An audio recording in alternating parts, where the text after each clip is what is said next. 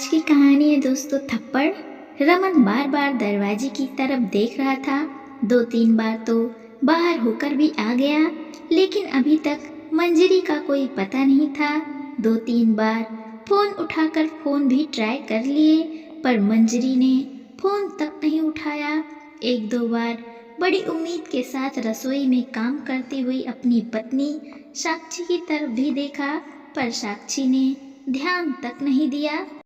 गुस्सा भी बहुत आ रहा था उस पर कुछ कह नहीं सकता था, क्योंकि साक्षी जवाब देना सीख चुकी थी। अचानक अंदर कमरे में से माँ माधवी जी के कहराने की आवाज आई, तो अंदर कमरे में आकर देखा माँ उदास से बिस्तर पर पड़ी हुई थी। आंखों में से कुछ बूंदें आंसू की गिर चुकी थी। बड़ी उदासी के साथ उन्होंने रमन की तरफ देखा, फिर उन्होंने दूसरी तरफ मुंह कर लिया।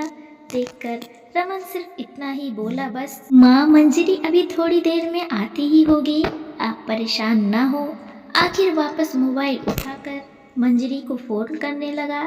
इतने में मोबाइल की रिंग दरवाजे पर ही महसूस हुई। बाहर जाकर देखा तो मंजरी आ चुकी थी।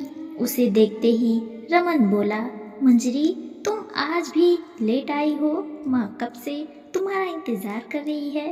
भैया जी क्या बता, कितनी ही कोशिश कर लो पर ट्रैफिक के कारण लेट हो ही जाती हूँ। अच्छा ठीक है, जाओ पहले माँ के पास जाओ। मंजरी अंदर कमरे में गई और दरवाज़ा हल्का सा लगा दिया। इधर रमन अभी भी गुस्से से अपनी पत्नी साक्षी को घूर रहा था, पर साक्षी निरंतर वैसे ही काम किए जा रही थी जैसे कुछ हुआ ही ना हो। रमन लड़ने के मूड से रसोई में आया। इससे पहले कि वो कुछ कहता, साक्षी ने अपना टिफिन पैक किया और रसोई से निकलकर अपना बैग उठाई और अपने स्कूल के लिए रवाना हो गई। रमन को गुस्सा तो बहुत आ रहा था, पर क्या कर सकता था।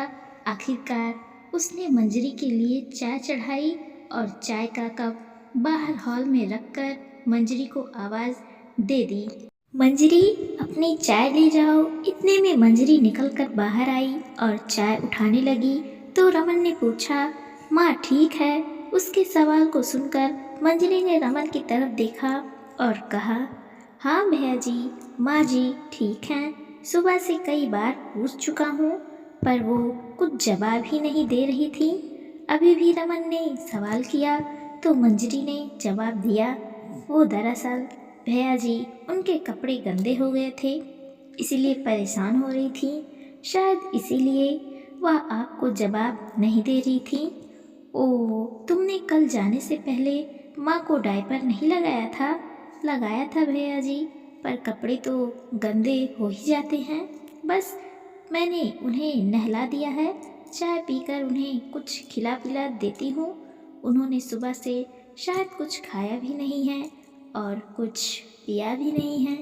टेबल पर सब सामान ऐसे ही रखा है। सुनकर रमन को अपनी पत्नी साक्षी पे तो और भी गुस्सा आने लगा, लेकिन बेचारा क्या करे, कुछ बोल भी तो नहीं सकता। रमन मंजरी के सामने ही बोला, कैसी पत्नी है मेरी, कैसी औरत है जिसे माँ की तकलीफ तक नज़र नहीं आती है। अगर मेरी माँ की जगह उसकी माँ होती बिस्तर पर, तब भी ऐसा ही करती। कभी माँ के कमरे में जाकर झांकती तक नहीं है। माँ सुबह से परेशान है, शर्म के मारे अपने बेटे को नहीं कह पा रही थी, तो कम से कम बहू होने के नाते वही पूछ लेती, लेकिन नहीं, पता नहीं मन में क्या लेकर बैठी है। सचमुच भैया जी, आपको पता नहीं कि भाभी जी का मन में क्या लेकर बैठी हैं। नहीं, मुझे नहीं पता। मंजरी के इस सवाल से रमन हस्त प्रभाव रह गया। बस इतना ही कहा, तुम माँ का ख्याल रखो। रमन वहीं बैठ गया और मंजरी अपनी चाय लेकर अंदर माधवी जी के पास चली गई। बैठे बैठे ही अतीत के गलियारों में घुसने लगा। जब साक्षी उसकी दुल्हन बन इस घर में आई थी, घर में माँ माधवी जी, ननद वैष्णवी और रमन ही थे। साक्षी के आने के बाद सिर्फ 4 लोगों का छोटा सा परिवार था, पर पता नहीं क्यों माधवी जी साक्षी से सीधे मुंह कभी बात नहीं करती थी। वो हमेशा अपनी सास वाली टैक में ही रहती थी। उन्हें लगता है कि कहीं उसके इकलौते बेटे को साक्षी छीन न ले। बस इसी कारण हर चीज़ में मीन मेख निकालना, उसमें 10 कमियां बताना उनकी आदत थी और इस चीज़ का फ़ायदा सबसे ज़्यादा वैष्णवी उठाती थी। उसे बड़ा ही मज़ा आता था अपनी माँ को भाभी के खिलाफ भड़काने में। रमन अपनी माँ के नज़दीक ज़्यादा था, इसलिए वो भी अपनी माँ पर ही ज़्यादा विश्वास करता था।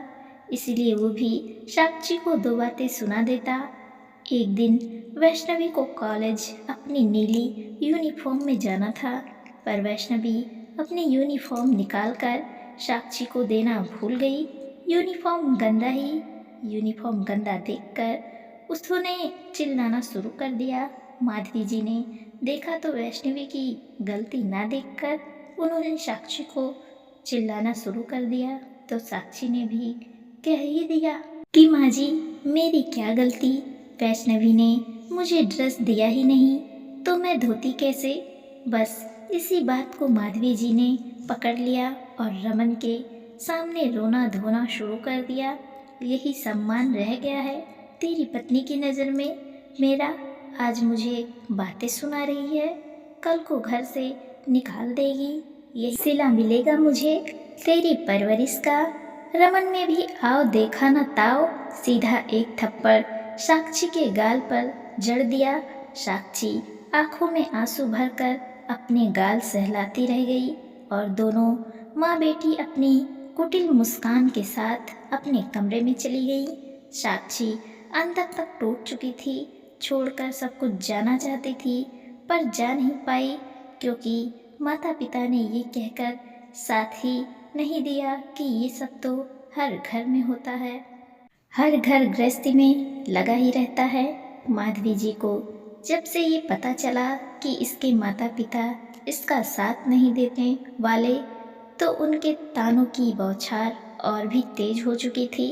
वक्त यूं ही बीत रहा था, साक्षी माँ बनने वाली थी, 7वां महीना चल रहा था। उस दिन बहुत बारिश हो रही थी। रमन, माधवी जी और वैष्णवी सभी घर में थे। माधवी जी ने साक्षी को कॉफ़ी बनाकर लाने को कहा। साक्षी कॉफ़ी बनाकर ला ही रही थी कि अपने कमरे में से तेजी से निकलते हुए वैष्णवी साक्षी से टकरा गई और कॉफ़ी का कप नीचे गिर गया। हालांकि वैष्णवी को कोई चोट नहीं लगी, लेकिन उसके बावजूद उसने चिल्लाना शुरू कर दिया, हाय मुझे जला दिया, हाय मुझे जला दिया। सुनकर माधवी जी और अपने कमरे में से दौड़ते चले आए। इससे पहले कि कोई कुछ समझ पाता, माधवी जी ने एक जोरदार थप्पड़ साक्षी के गाल पर दे मारा। थप्पड़ इतनी तेज से मारा था कि साक्षी अपने आप को बैलेंस नहीं कर पाई और वहां रखे डाइनिंग टेबल से पेट के बल जाकर टकराई। टेबल से टकराने के कारण उसके पेट पर जोर चोट लगी और दर्द के मारे वो छटपटाने लगी। रमन तो कुछ कह भी नहीं पाया, पर साक्षी को छटपटाते देखकर रमन साक्षी को लेकर हॉस्पिटल रवाना हुआ। वहां पहुंचा तो पता चला कि साक्षी का मिसकैरेज हो गया। सप्ताह भर हॉस्पिटल में रहने के बाद साक्षी को हॉस्पिटल से छुट्टी मिल गई, पर अभी भी डॉक्टर ने उसे बेड रेस्ट के लिए कहा था। माधवी जी ने साफ कह दिया था कि हम इसकी देखभाल नहीं करेंगे, इसे इसके माँ बाप के घर छोड़ा। पर रमन ऐसा नहीं करना चाहता था, क्योंकि अगर वो उसके मायके छोड़कर आता तो लोगों को पता चल जाता कि साक्षी के साथ आखिर हुआ क्या था, और वो नहीं चाहता था कि लोगों को बाहर ये पता चले कि साक्षी की हालत की जिम्मेदार वो लोग खुद हैं। इसलिए रमन ने उसके लिए एक नर्स बुलाई थी। जब तक मंजरी पहली बार इस घर में आई थी, मंजरी को 20 दिन के लिए साक्षी की देखभाल के लिए रखा गया था। रमन ने मंजरी को रखकर अपनी जिम्मेदारी की इतिस्त्री कर ली थी। अब मंजरी ही साक्षी को देखती संभालती थी, पर इन 10 दिनों में मंजरी माधवी जी और वैष्णवी के स्वभाव को अच्छे से देख चुकी थी। रमन तो ऑफिस के काम में बिजी रहता, यहाँ दोनों माँ बेटी खुद ही बनाकर खा पी लेती। लेकिन साक्षी के लिए खाना बनाना उनके लिए दुर्भर होता था। मंजरी जब तक घर पर नहीं आती तब तक साक्षी भूखे प्यासी बैठी रहती, लेकिन कोई पानी पूछने वाला नहीं था।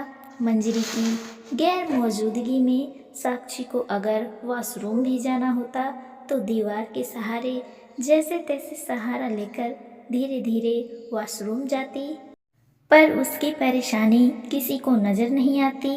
खैर, धीरे धीरे साक्षी ठीक हो गई, पर इससे पहले उसने स्कूल में नौकरी ज्वाइन कर ली। रमन, वैष्णवी और माधवी जी ने मना किया, कुछ दिनों तक उससे बात भी नहीं की, पर साक्षी ने इस बार दिल पक्का कर लिया। अब वो किसी से कुछ बोलती भी नहीं थी, सिर्फ अपने काम से मतलब रखती थी। वक्त के साथ वैष्णवी की शादी हो गई और वो अपने ससुराल चली गई। आज उन बातों को 4 साल हो चुके हैं। साक्षी दोबारा कंसीव ही नहीं हो रहा था, ना ही वो कर पाई, तो माधवी जी रमन की दूसरी शादी करने पर उतारू हो गई। पर साक्षी कुछ भी नहीं कहती थी और ना ही तलाक लेने को तैयार थी। माधवी जी ने उसे परेशान करने में कोई कसर नहीं छोड़ रही थी।